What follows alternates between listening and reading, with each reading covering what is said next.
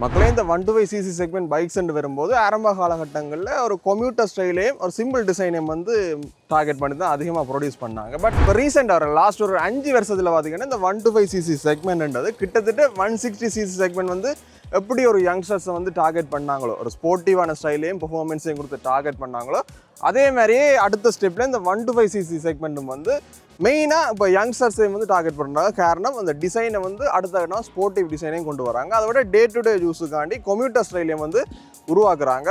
ஓரளவு பெர்ஃபார்மன்ஸும் நல்ல ஒரு மைலேஜும் கிடைக்கணுன்றதுக்காண்டி பார்த்தீங்கன்னா இந்த 125cc செக்மெண்ட் வந்து அதிகமாக வந்து பிரபலமாகுது. ஸோ அந்த வகையில் பார்த்தீங்கன்னா டிவிஎஸ் தரப்புலேருந்து டிவிஎஸ் ரைடர் 125 என்ற பைக் வந்து பார்த்தீங்கன்னா நார்மலாக இப்போ ஸ்ரீலங்காவில் அவைலபிளாக இருக்குது. லேட்டஸ்ட் வெர்ஷன் வந்து அவைலபிளாக இருக்குது. ஸோ ஆரம்பத்தில் வந்த டிவிஎஸ் ரைடர் வந்து பார்த்தோம்னா டிஎஃப்டி கிளஸ்டர் கிடையாது. பட் இதில் வந்து 5 இன்ச்சுக்கான டிஎஃப்டி கிளஸ்டரோட வருது. ஸோ இதுக்குரிய டெக்னிக்கல் ரிவ்யூ வீடியோ பார்த்தீங்கன்னா ஏற்கனவே டீட்டெயிலாக வந்து நம்மளோட சேனல்லே போட்டுருக்கேன். ஸோ அந்த வீடியோ பார்க்காதாக்கள் வேணுமெண்டா கீழே டிஸ்கிரிப்ஷனில் வந்து கொடுத்துக்கிறேன். அதை விட பழைய ரைடருக்குரிய ரைட் ரிவ்யூ வந்து ஆல்ரெடி நம்ம சேனலில் இருக்குது. ஸோ அதே வந்து நீங்கள் பார்க்க போகிறீங்கன்னா பார்த்துக்கொள்ளலாம். இப்போ இருக்கிற இந்த ரைடரில் என்ன மாதிரியான வித்தியாசங்கள், குறிப்பாக இது வந்து மெயினாக ரைட் ரிவ்யூ தான், டெக்னிக்கல் ரிவ்யூ கிடையாது. மேலோட்டமாக இதுக்குரிய ஃபீச்சர்ஸை பற்றி சொல்லிட்டு அதுக்கு அடுத்த கட்டணம் பார்த்தீங்கன்னா ரைட் ரிவ்யூ பார்க்க போகிறோம்.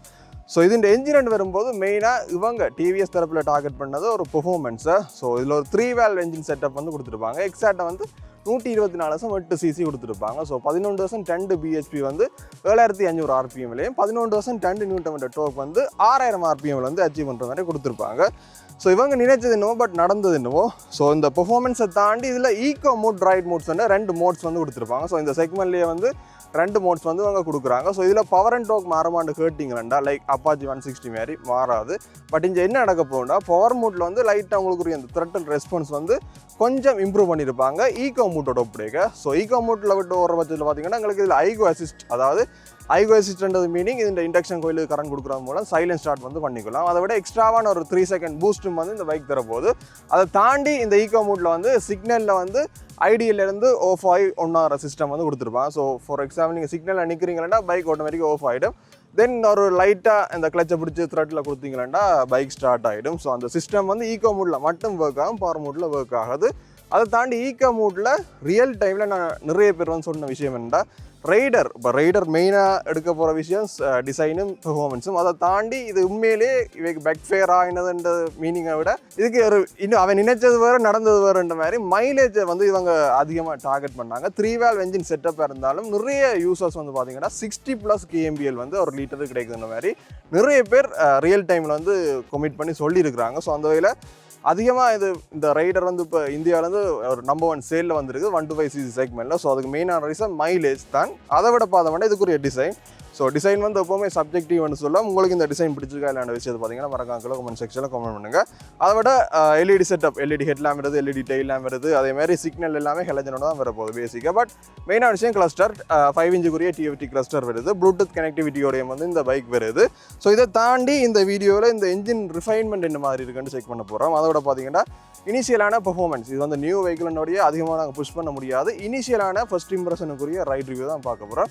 ஸோ பிரேக்கிங் எப்படி இருக்குது. ஸோ இதில் வந்து பார்த்தீங்கன்னா ஃப்ரண்ட்டில் 240 mm டிஸ்க் பிரேக்கும், ரியரில் வந்து 130 mm ட்ரம் பிரேக்கும் இருக்குது. ஸோ இதில் SBS டெக்னாலஜி இருக்குது, அதாவது சிங்க்ரோனைசிங் பிரேக்கிங் சிஸ்டம்னு சொல்லுவோம். அதாவது பார்த்தீங்கன்னா நீங்கள் ரியர் பிரேக் அப்ளை பண்ணும்போது ஃப்ரண்ட் பிரேக்கிங் சேர்ந்து ஒரு லைட்டாக ஒரு குறிப்பிட்ட பெர்சன்டேஜ் வந்து அப்ளை ஆகும். ஸோ இதில் வந்து பிரேக்கிங் வந்து எஃபிஷியன்ஸாக வந்து பிடிக்க போகுது. பட் இதில் வந்து ABS கிடையாது. அப்கமிங்கில் வரப்போகிற ரைடரில் பார்த்தீங்கன்னா ABSம் வரப்போகுது. ஸோ இலங்கைக்கும் அதை கொண்டு வந்தாங்கன்னா உண்மையிலே நல்ல விஷயம். இதை தாண்டி இனிமேல் டீட்டெயிலாக பார்க்க போகிறீங்கன்னா நம்ம சேனல்லேயே டெக்னிக்கல் ரிவ்யூ இருக்குது, நீங்கள் பார்த்துக்கலாம். குறிப்பாக இந்த பைக்கின் ப்ரைஸ்ன்னு வரும்போது ஸ்ரீலங்காவில் 7,49,000 ப்ரைஸுக்கு வந்து லான்ச் பண்ணியிருக்கிறாங்க. பட் எங்களுக்கு இந்த பைக் வந்து பார்த்தீங்கன்னா நம்ம வளமை எடுக்கிற ஏசியா டிவிஎஸ் தான். Just special thanks to Asia TVS Manipay. குறிப்பாக மேனிப்பாய் பிரேசவிக்கு நேர் ஆப்போசிட்டாக இருக்கிற GMJ மோலில் கிரவுண்ட் ஃப்ளோரில் வந்து உங்களுக்கு ஒரு டிவிஎஸ் ஷோரூம் இருக்குது. ஸோ டிவிஎஸ் சம்மந்தப்பட்ட உங்களுக்கு பைக்ஸ் இல்லை ஸ்கூட்டர்ஸ் வேணும்னா நீங்கள் பெற்றுக்கொள்ளலாம். குறிப்பாக இந்த ரைடர் வந்து அங்கே வந்து எடுத்துகிட்டு வரோம். ஸோ இந்த ஏப்ரல் 30 வரைக்குமே நீங்கள் ஏசியா டிவிஎஸ்ல இந்த ரைடரை பெற்றுக்கொள்கிற பட்சத்தில் அங்கே மட்டும் 7,09,000 ப்ரைஸுக்கு பார்த்தீங்கன்னா நீங்கள் பெற்றுக்கொள்ளலாம். அப்படி இல்லாட்டி நீங்கள் 7,49,000 ப்ரைஸை கொடுத்துட்டு ஒரு 40,000 பெறுமதியான 32 இன்ச் சிங்கர் டிவி வந்து நீங்கள் பெற்றுக்கொள்ளலாம். ஸோ இதில் 2ல் எது வேணுமோ அதை நீங்கள் பெற்றுக்கொள்ளலாம் ஏப்ரல் 30 உள்ள பர்ச்சேஸ் பண்ணுறாங்களுக்கு. ஸோ ஒரு நல்ல ஆஃபர் கொடுக்குறாங்க, ரியல் டிஸ்கவுண்ட் வந்து கொடுக்குறாங்க. நீங்கள் தேவையான அவங்களை வந்து கண்டெக்ட் பண்ணி பார்க்கலாம். நெக்ஸ்ட் இதுக்குரிய ரைடை பார்ப்போம். ரைடை பார்த்துட்டு இதுக்குரிய கன்க்ளூஷன் வந்து சொல்லிக்கொள்கிறேன். ஸோ ஓகே, பைக்கை ஸ்டார்ட் பண்ண போகிறோம். முதலாவது இக்னிஷன் ஆன் பண்ணினா எங்களை டிவிஎஸ் லோகோ வந்து ரைடர்ன்ற லோகோ வந்து இப்படி ஒரு மோட் வரும். இப்போ ஈகோ மோட்லாம் இருக்குது. நான் அதை பவர் மோட்டு ஸ்விட்ச் பண்ணேன்டா இல்லை ரெட்டில் தீம் மாறும், ஈக்கோவில் ஸ்விட்ச் பண்ணேன்டா இல்லை ப்ளூவில் தீம் மாறும். ஹாய் ரைடர் இல்லை இன்ஸ்ட்ருமெண்ட் கிளஸ்டரில் நிறைய விஷயம் இருக்குது. பட் எல்லாமே இப்போ ஒரு 75% விஷயங்கள் வந்து ஸ்மார்ட் எக்ஸ் கனெக்ட் ஆப் மூலம் தான், அதாவது உங்களோட பைக்கை வந்து ப்ளூடூத்தில் கனெக்ட் பண்ணுறது மூலம் தான் வந்து அக்சஸ் பண்ணலாம். மற்றபடி இதில் நார்மலாக மெனு பட்டன் இருக்குது, அதேமாதிரி அந்த வாய்ஸ் அசிஸ்ட்டுக்குரிய பட்டன் இருக்குது. So odometer, top speed, average speed, இப்படியான ஒரு பேசிக்கான விஷயங்கள் ட்ரிப்பே இருக்குது இந்தியாவில். அதுகள் மட்டும்தான் இதில் மாற்றலாம் வழியா, மிச்சம் வந்து நீங்கள் ஆப்பில் தான் கனெக்ட் பண்ணி பார்க்குற மாதிரி இருக்கும். முதலாவது இண்டக்ஷன் கோயிலேருந்து ஸ்டார்ட் வருது, நேரடியாக மேக்னெட்டோ சுற்றுறோடைய கிராங்க் சாஃப்ட்டை வந்து சுற்றி பைக் ஸ்டார்ட் ஆகுது. ஸோ உங்களுக்கு ஸ்டைல் அண்ட் ஸ்டார்ட் வரும். இதில் உங்களுக்கு ஸ்டார்டர் மோட்டர் கிடையாது பிரத்யேகமாக. ஸோ ஸ்டார்ட் பண்ணுறோம் பாருங்கள். ஸோ உங்களுக்கு சைலண்ட் ஸ்டார்ட் வருது. இனிஷியலில் நம்மள ஐடியலில் நிற்குது. ஆர்பிஎம் வந்து ஒரு 1250 அந்த ரேஞ்சில் நிற்குது. ஸோ இனிஷியலில் பார்த்தீங்கன்னா பெரிய அளவுக்கு வைப்ரேஷன் இல்லை. பட் இது நியூ வெஹிக்கிளினுடைய ரன்னிங் இன் பீரியடில் இருக்கிறோடைய கொஞ்சம் ரிஃபைன்மெண்ட் குறைவாக இருக்கும். இது மட்டுமே இல்லை, எல்லா பைக்குமே இப்படி தான். ஒரு ஃபர்ஸ்ட் சர்வீஸ் சூப்பராக தான் வந்து அதுக்குரிய இதுகள் பார்க்குற மாதிரி இருக்குது. நார்மலாக ரைட் ரிவ்யூ ஸ்டார்ட் பண்ணுவோம். இதில் வந்து ஜிடிடி மூட் எல்லாமே இருக்குது. ஸோ அதையும் வந்து ஒருக்கா செக் பண்ண வேணும். ஸோ இனிஷியலான இந்த இம்ப்ரெஷன் படி வைப்ரேஷன், நான் ஏற்கனவே ஒரு ரைடர் செய்ததுன்னா அது வந்து ஒரு யூஸ்டு பைக் தான். ஸோ எப்போவுமே அந்த என்ஜின் ரிஃபைன்மெண்ட்ன்றது நாங்கள் என்னென்ன டைமில் ஆயில் மாற்றுறோன்றதை பொறுத்து மாறும். அவர்கிட்ட மெயின்டெனன்ஸை வச்சு இது நியூ வெஹிக்கிள்ன்ற ரீதியில் அதாவது வெஸ்ட் இம்ப்ரெஷன் படி எப்படி இருக்குன்றக்கா பார்ப்போம். கியர் ஷிஃப்டிங் வந்து நார்மலாக தான் இருக்குது, சாஃப்ட்வேராக தான் இருக்குது. டவுன் பண்ணும்போதெல்லாம் ஹார்டாக இல்லை, லைக் அப்பாச்சியோட கொஞ்சம் சாஃப்டாகவே இருக்குன்னு சொல்லிக்கலாம். ஃபஸ்ட்டு இது ஃபஸ்ட் 3 கியர்லாம் ஜிடிடி, அதாவது கிளைட் த்ரூ டெக்னாலஜி இல்லாட்டி கிளைட் த்ரூ ட்ராஃபிக்னு சொல்லுவோம். 3 கியரையும் வந்து நீங்கள் த்ரெட்டில் எதுவும் கொடுக்காமலே வெஹிக்கிளை மூவ் பண்ணலாம். மெயினாக ட்ராஃபிக்கில் ஓடுறீங்களாண்டா இது கண்டிப்பாக யூஸ் ஆகும். நான் மெதுவாக கிளச் விட்றேன் பாருங்க. ஸோ தானாகவே மூவ் ஆக தொடங்கிடும். ஸோ ஒரு 7 கிலோமீட்டர் ஸ்பீடுக்கிட்ட போக வேணும். ஸோ 600 ஸ்பீடில் போகுது. இப்போ ஆக்சிலேட்டர் கொடுக்கல, நம்மளை சப்போர்ட்டுக்காண்டி வச்சுருக்கேன். ஸோ பார்த்தீங்கன்னா தான் மேக்ஸிமம் எங்களுக்கு 7 கிலோமீட்டர் போகிற ஒரு ஸ்பீடில் போகுது. ஸோ நெக்ஸ்ட் இப்போ செகண்ட் கியர்.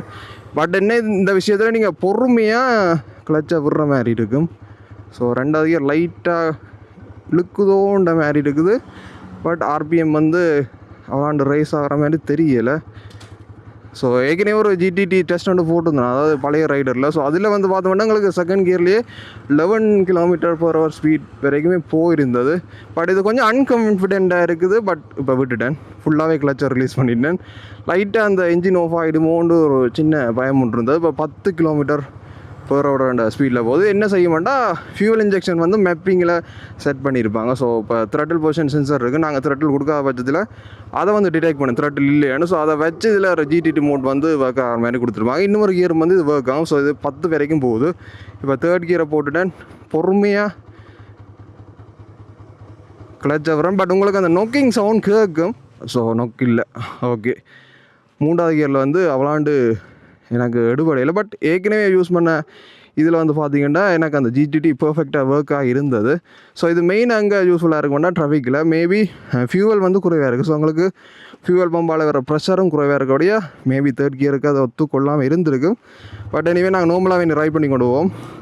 ஸோ இனிஷியலான வைப்ரேஷன் அதில் இருக்க செக் பண்ணுவோம். ஸோ இது ஃபர்ஸ்ட் கியர். ஸோ 4500 RPM லைட்டாக டேங்கில் வைப்ரேஷன் வருது. ஹேண்டில் பாரில் எனக்கு லைட்டாக வைப்ரேஷன் இருக்குது. இப்போ 5000 RPMல போகுது. அந்த வைப்ரேஷன் வந்து எனக்கு லைட்டாக ஃபீல் ஆகுது. ஹேண்டில் பார், டேங்க், ஃபுட் பேக்லேயும் வந்து ஃபீல் ஆகுது. ஸோ இது 3rd கியர். 3rd கியரில் 4000 RPMல வரைக்கும் வைப்ரேஷன் இல்லை. 4250 லைட்டாக ஸ்டார்ட் ஆகுது. 4500 கொஞ்சம் விசிபிளாகவே தெரியுது ஹேண்டில் பாரில் வைப்ரேஷன்.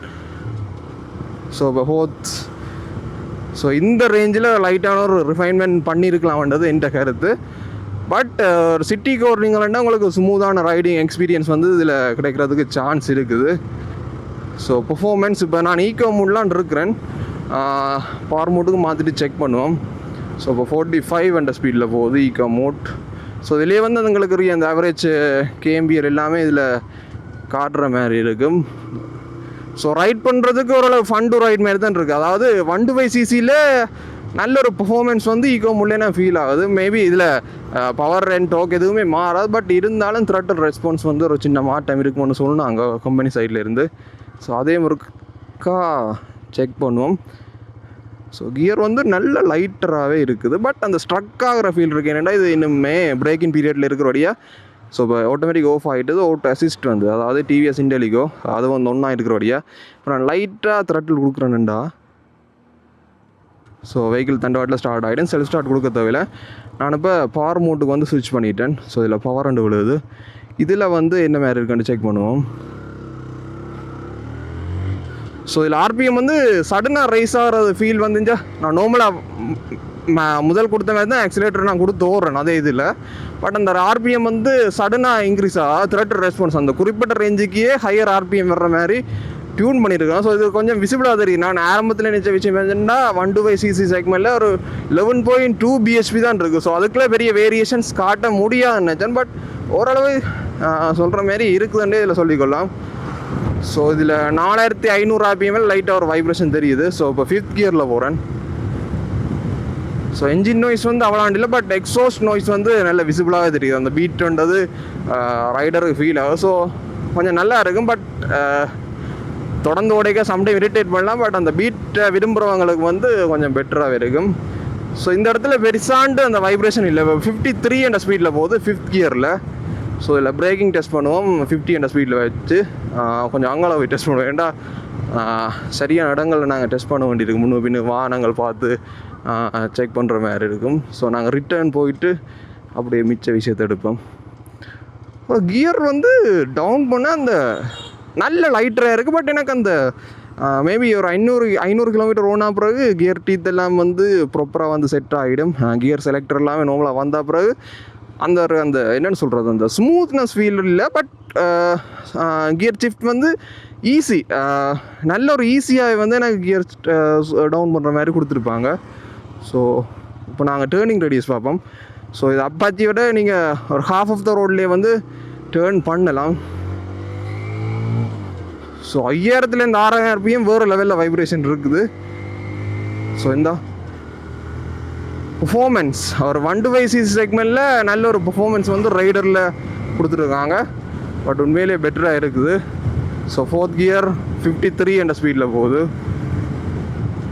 ஸோ 5000 இந்த 4000லேருந்து 5000 RPMக்கு உள்ளே வச்சுருந்தீங்களா நல்ல ஒரு ரிஃபைன்மெண்ட் வந்து நீங்கள் இந்த வெஹிக்கிளில் நீங்கள் எதிர்பார்க்கலாம். இப்போ நாங்கள் பிரேக்கிங் டெஸ்ட் பண்ணணும்.